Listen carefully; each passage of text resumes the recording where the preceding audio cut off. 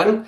Welcome to today's special live session with Lupus LA. I'm Adam Selkowitz. I'm the founding chair of Lupus LA, longtime Lupus Advocate, Lupus patient. I'm also the host of the Your Story, Our Fight podcast. And as we kick off Men's Health Month, we're focusing today on a topic that is often overlooked in the lupus community. Lupus is uh, diagnosed 90% of the time in women, but there are men with lupus.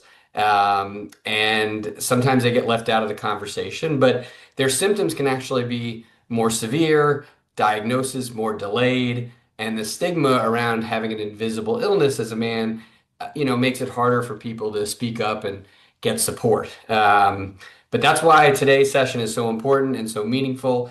And we have, I would say, the best guest on this topic that we could have.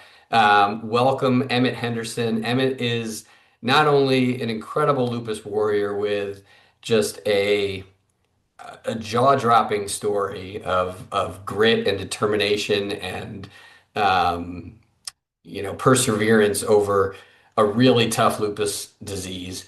But he's the founder of the Male Lupus Warriors, a dedicated advocate and one of Lupus LA's support group facilitators for our all-male support group that we run.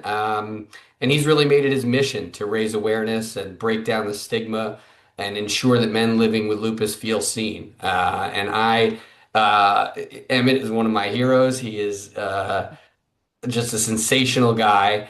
We did do the podcast, so we're going to try to make this a little different than the podcast, and we're really going to focus on that topic of men with lupus. But welcome to the session, Emmitt. Oh man, Adam, I really appreciate you having me. Lupus LA has been dear to me, and therefore, I'm here for you guys in any way I can help for sure. Well, and let's talk about your setting right now. I mean, you obviously are coming to us from a hospital room, which I think in some ways just personifies the person you are, because you don't let anything get you down. So tell us what's going on. Yeah, unfortunately, I came in here for some tightness of the chest, and it led to something that nobody thought. The doctors told me on accident, we found something on your spine. So they decided, and that was after an x-ray. Then they did an ultrascan. Ultrascan led to an MRI. MRI led to a bone biopsy.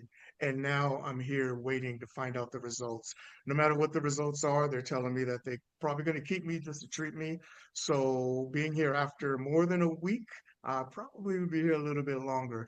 But doing this podcast and this interview with you, Adam, is something that keeps my spirits going because we could take it the opposite way, right? We could sit here in bed and wonder what's going on, why this, why that. But no, me, I've been in communication with the community, with my fiance, and now with you guys. There is no worry in the world for me, and I'm happy to be here.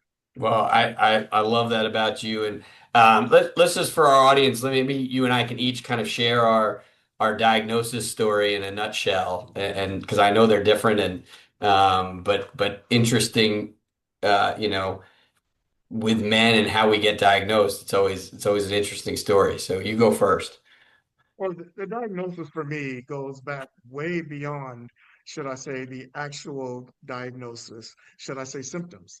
The symptoms for me went back in the 80s, but then finally being diagnosed in 1995 after experiencing a lot of back pain and joint pain. And then, of course, as a man, it took me three emergency rooms to go to complain about my joint pains, and every one of them told me nothing's wrong without further looking other than an x-ray. And so, when we join, this community of being in the autoimmune. Of course, we don't look like what we've been through. We don't look like what we're going through. And so, therefore, with me, I was a young man at 25. And when they saw me come in, saw nothing's wrong, it was ice packs and go home. And so it took another 2 years after that for me to finally go in with a back pain. And then that back pain is when they paid more attention to me and actually drew blood. When they drew blood at that time, that's when they realized something is wrong. All my counts are off. And then it took me over a month and a half in the hospital to get diagnosed with systemic lupus, and that back pain was kidney disease. So it was tough, man. I mean, 2 years at before that they even time, ran a blood test. That's all right. Now this is yeah, live session because I got to let my dog out. She's going I crazy. I But saw the tail wagging in the background. yeah, I know. She's not camera ready yet, but it's no, that's an incredible 2 years to even get a blood test. And I think, now it's funny, my story is actually super different in terms of how lucky I got because I was 16. I probably had symptoms going back 14, 15, age 14, 15, but I had chest tightness and breathing issues and joint pain. And one of my best friend's dads was a radiologist who said, I feel like this could be autoimmune. And he had happened to go to medical school with a doctor named Jerry Jacobs at Columbia Presbyterian in New York. And he said, go see Jerry. He's the best pediatric rheumatologist in the country.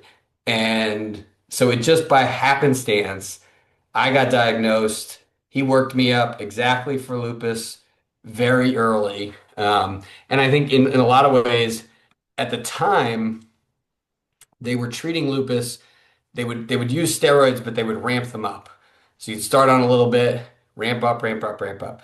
And his philosophy was the opposite: hit it hard, massive steroids, stop the disease. Right. So, and that's sort of the current theory, right? So, Mhm. so again, I got lucky, and I had this story where, my progression was slowed considerably. I think because of the speed of the diagnosis and sort of the rapid admission of steroids and medications. So, I think it's true for every lupus patient, not just men, but the diagnosis is so much of the story of the disease. Right. And then so tell me, so after your diagnosis, what was your reaction in terms of had you known about lupus at all before that? No, not at all, Adam. You know, when the doctor came in and told me about lupus, she told me in a way that kind of, first of all, just broke me down.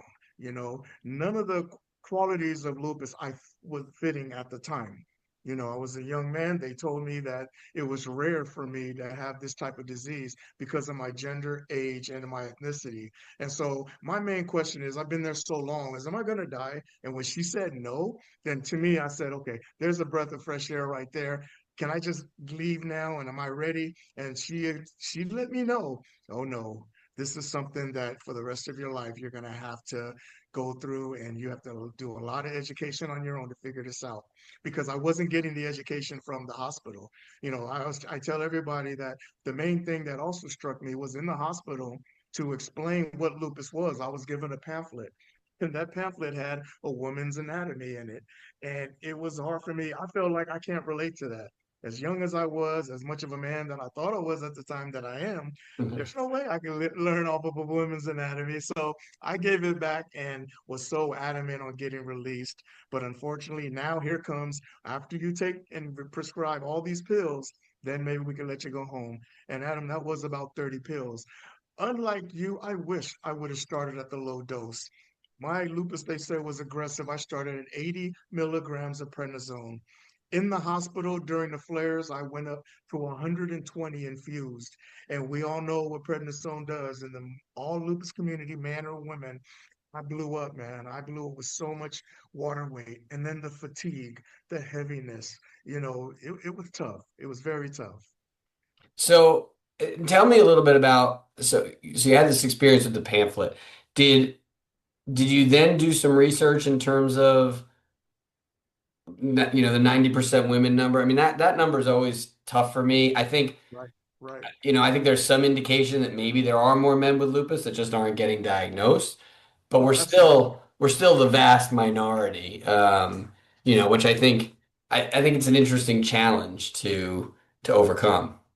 Yeah, when I got released from the hospital, taking my medication, I kind of just put it on the back burner because I still didn't know what it was. I did not do any education on it, nor was the internet around that I could look for further Right, information. me too. So I was a manager in my position at my job, and I had more at the time. I thought I had more important things to do besides worry about my health. I will take the pills because they told me, and I hope I feel better to maintain work. So I did. But we all know that with all that medication, work really was really tough for me.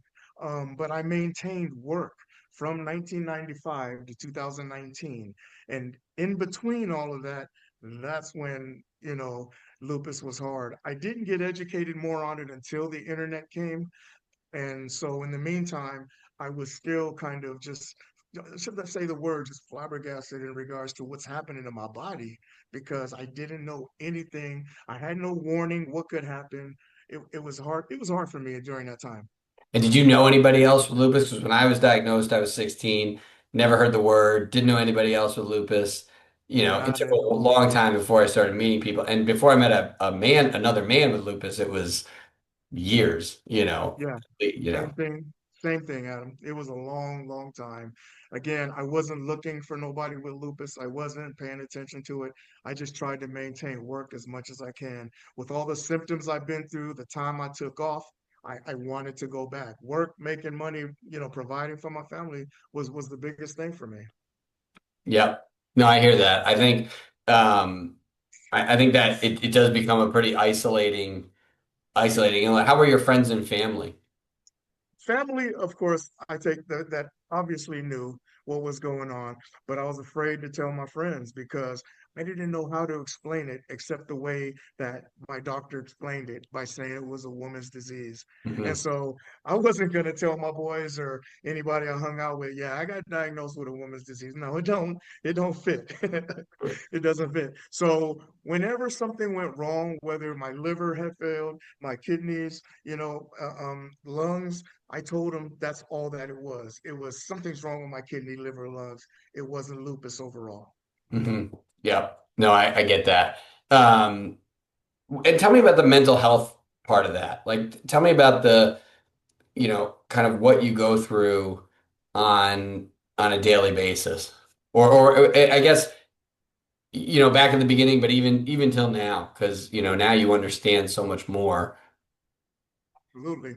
During that time of work, because I was so good at what I did, loved what I did, and was just on top of everything, that kept me focused on moving every day, not thinking about my body. And that's kind of what I focus my mental health on, achieving what I need to do every single day to get by.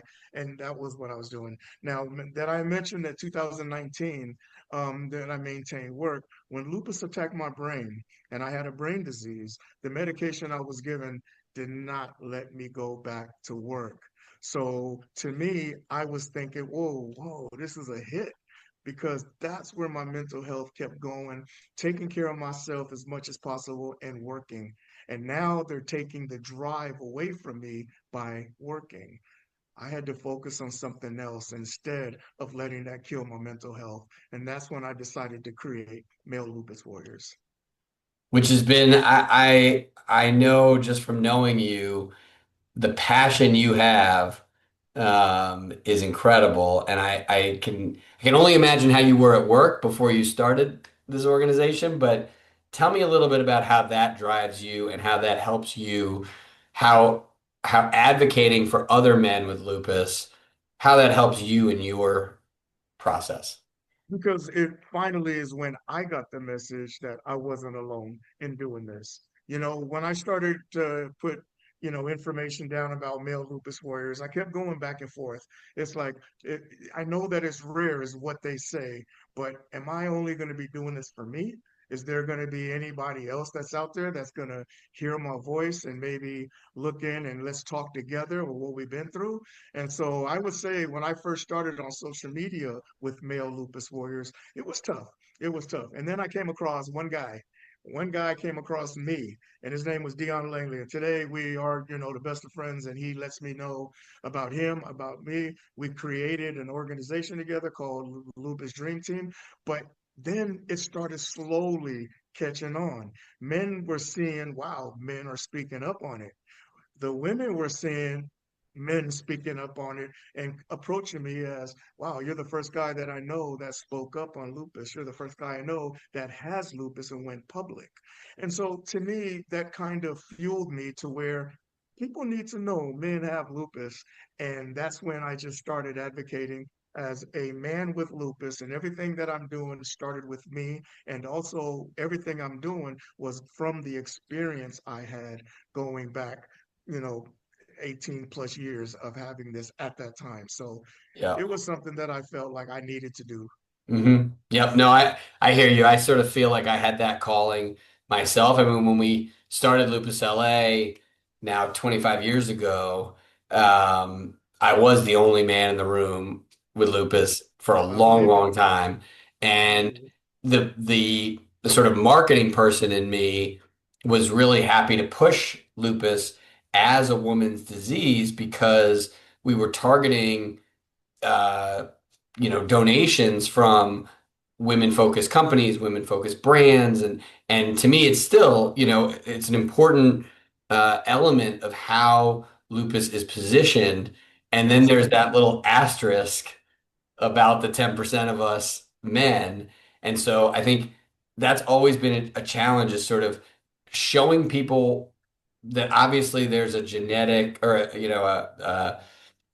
a male female aspect to this disease, and it's about trying to balance out what are those needs of the men with lupus. And I think, I mean, I'm sure you can attest that the stories you hear, the men with lupus stories can be pretty severe. I mean, talk about your kidney journey is just, you know, Yeah. incredible. Yes, let's get you a kidney today. That's what we should really do.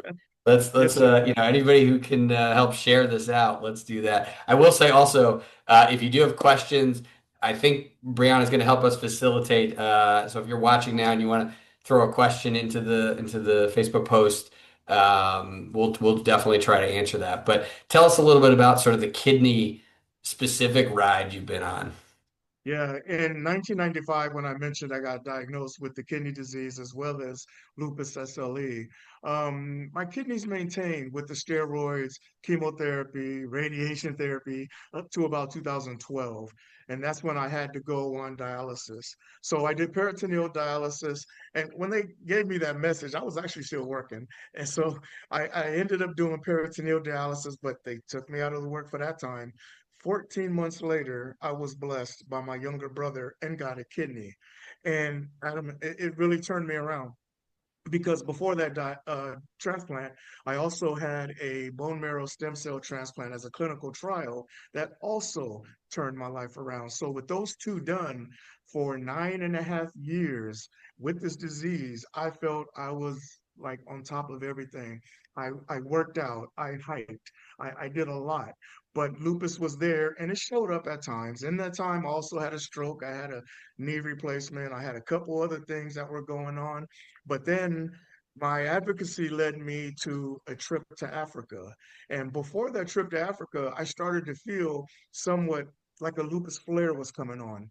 And so, like any other lupus flare, I rested. And then I went to Africa, had a really good time advocating for lupus with city officials, politicians, lupus support groups. And then I got a chance to climb Mount Kilimanjaro.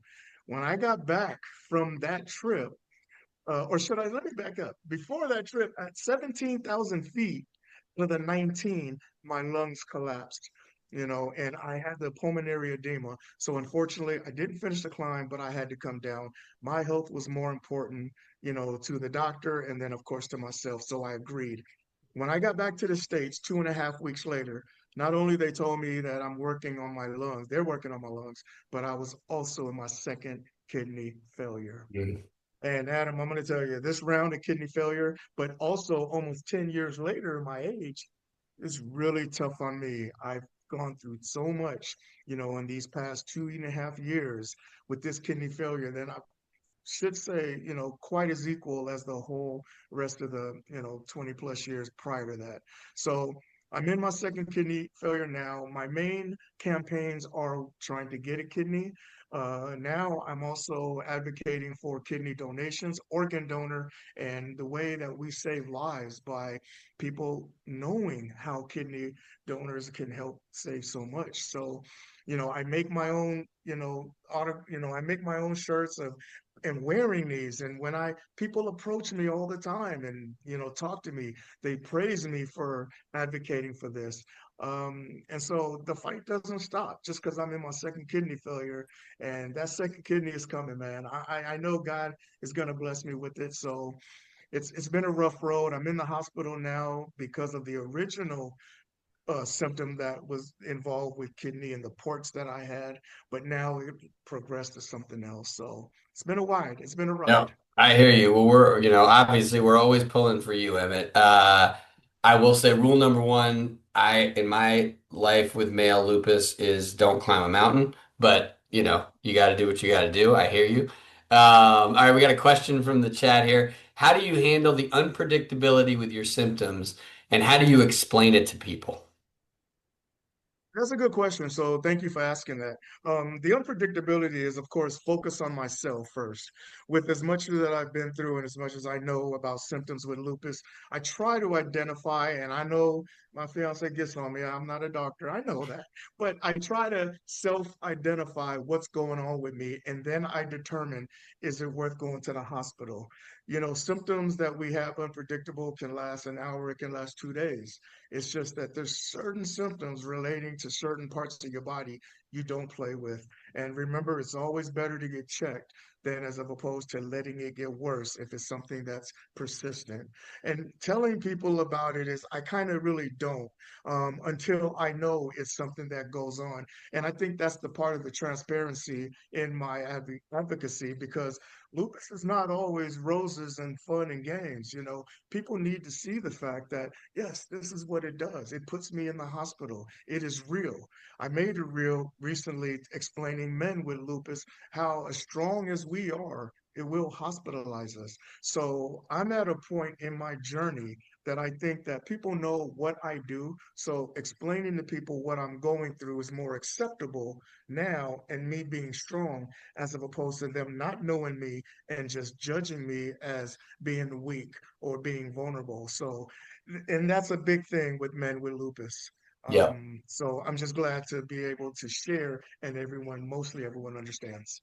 Yeah, no, I would say my answer to that question too is you really do know your body, and to sort of trust your gut is so important. And because that unpredictability, I don't think people quite understand when you live with a chronic illness, um, every little thing that happens in your body, you think, Right. okay, is this the beginning of you know, some downward path that, it's like you hurt your arm, you're like, oh, is that radiating from my heart? Is that, am I having chest pain? Am I having, and you sort of do this full body check all the time. And you're constantly sort of, well, do I tell my wife that I'm feeling this way? Or am I the boy who cried wolf? And, I think men especially like to keep it inside. And, but I think most of the time in my history, when I think something's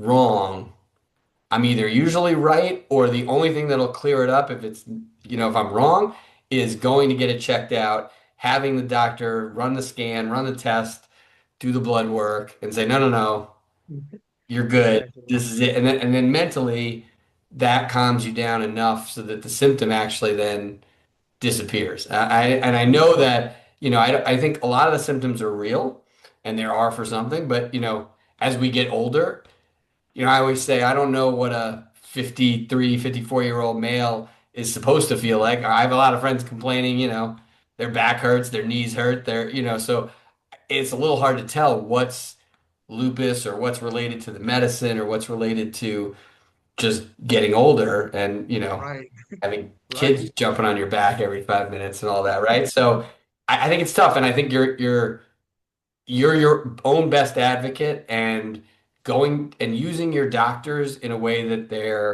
um, that they're intentioned for is really important. it's really Yes. important to call your, even if it's turns out to be nothing, Right.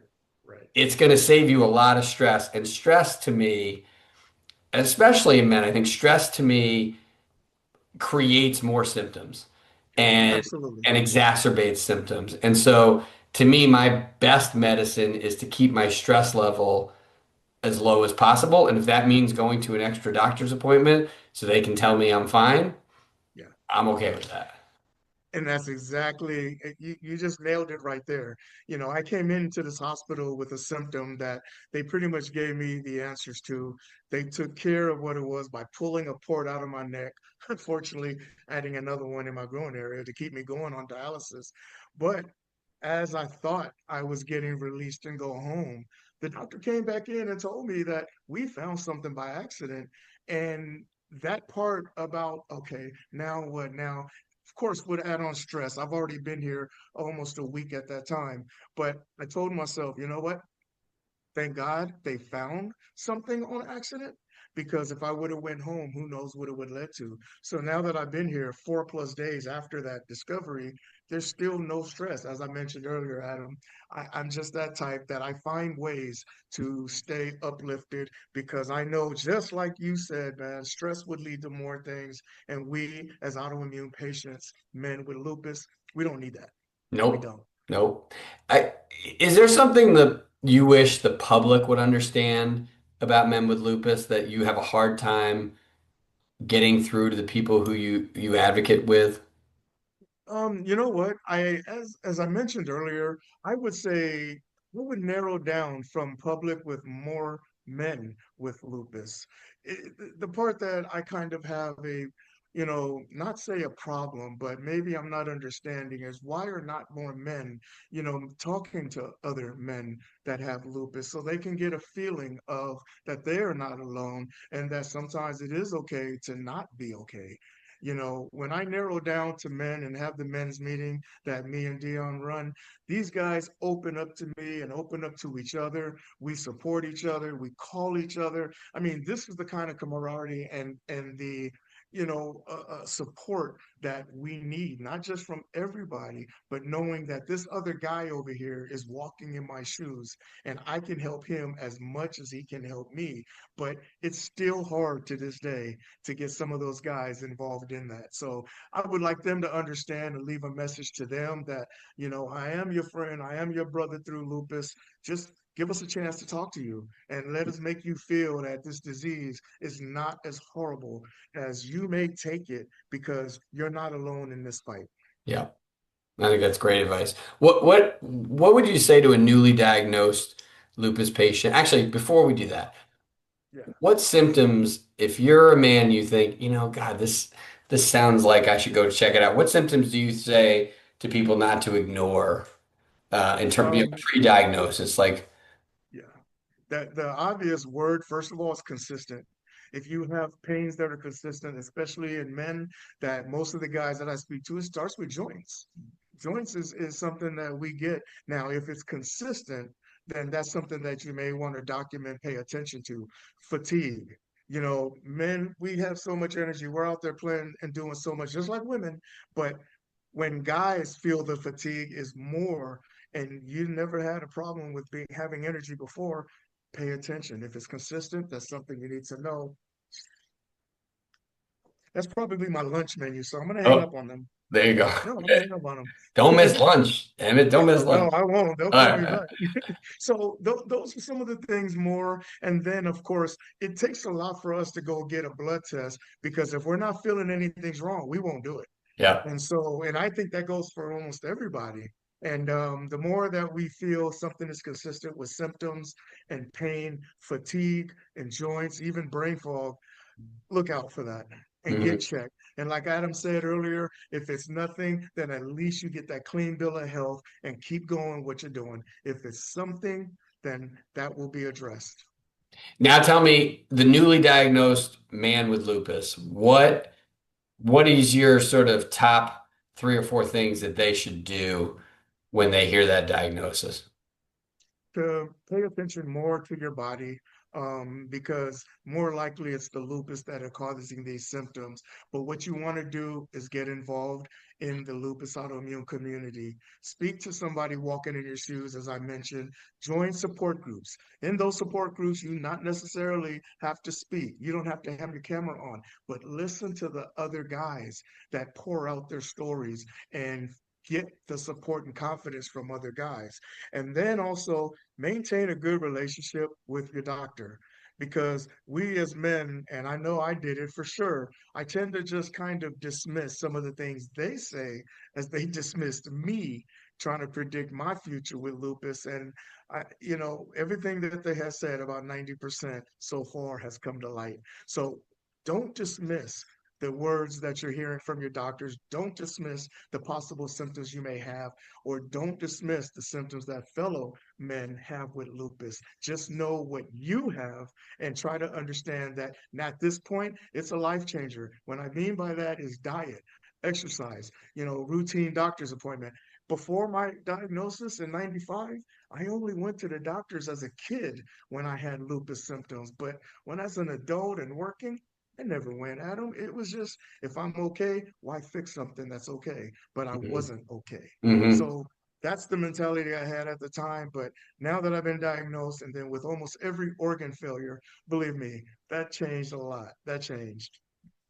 Tell me a little bit about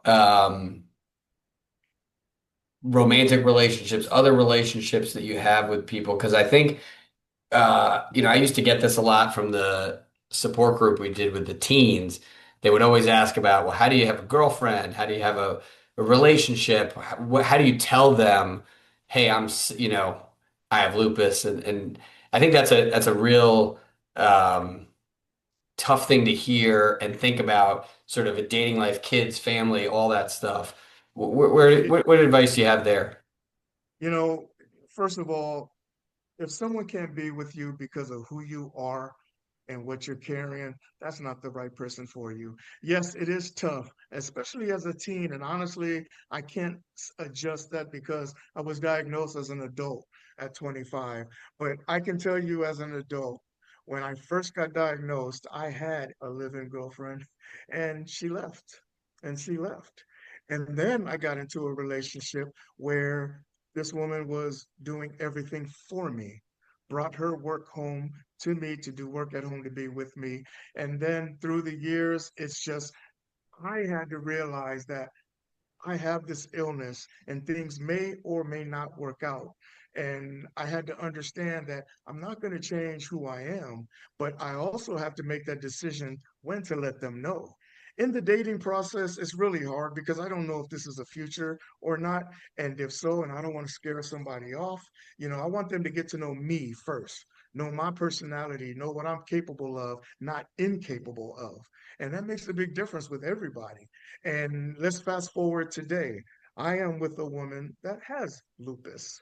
And we met through my advocacy that I've been doing, and we understand each other. Although no relationship is perfect, but when it comes to lupus, we kind of understand. Even though we're at total different points in our lupus, of me, organ failures, her more of the cosmetic type of symptoms, it works. It works. Now we advocate together and we do things that works out. But it's very tricky and hard to decide, wow, I like this person, but I've only been there with a week. Do I tell her I have an illness? Because the last thing you know is you don't want to end up in the hospital. She asks you what's wrong. And then you say, I have this Right. disease. Now it's like, why didn't you tell me? And all this Yeah. and all that. So, That's you exactly what know, I went through. And that's when the internet killed us, because for you and mm, me, you know, one Google search and your cover's blown mm, to begin oh with. God. If they Yeah. do that, yeah, you're definitely, You're done. And who doesn't do that, right? So it's but done. I agree. I think it's a tricky time. You want to be honest because it's part of your life. Yes. It becomes part of your identity. I mean, there's no question. If I hadn't had lupus for the last 30 plus years, my life would be completely different in terms of its definition. And Oh, absolutely. but finding a partner that understands that and helps you manage it, helps when you get too crazy about your symptoms, or balances you out. I think it's so critical and meaningful. And there are people out there who will get it and they will Yeah, understand it and um, they will make you healthier and absolutely. they will make you better people. Uh, Absolutely. so let's wrap this up. I want to tell people, unless there are any questions that pop up, but if not, I want to tell people a little bit about the Lupus LA Men's Support Group. I know this session is not an advertisement for that, but I do want to mention it because I do think it's incredibly valuable. You and Dion do an amazing job with it. I know that we've had so much positive feedback.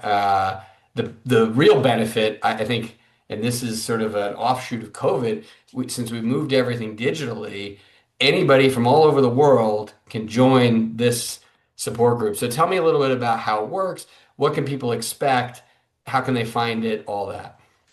Yeah. So with me and Dion having this space, thanks to you guys in Lupus LA, we invite all men to come on in and join us, our group. It is a men only. I mean, it's like first of all, it's I've been expressing men only groups, but women love to join. They want to hear men with lupus. So that's something that we're kind of just working on also, and we'll see how that goes. But with us, the men that we have in our group now, which are a lot of continuous comers, they come every month. And in that time, because of the relationship that we built, that's not the only time we talk to them. We talk to them throughout the weeks, email, text, call. It's a relationship that we have that we built up to other men that they just feel that me and Dion are the only ones they can talk to, but that's not true. There are so many more out there. We had guys that came in that only never spoke, but no camera, and just listened. And that's the first thing I'm asking for. Come and join us and start with that because the ones that did that before are now, I can't get them to stop talking, but Right. I love it. I love it, man, because I know that was me at one point where before I discovered I was an advocate, Lupus LA, I was afraid to talk about what was going on, thinking I was the only one. But then when you guys helped us get this group together in our support group, we've had men joining, and now it's just a routine.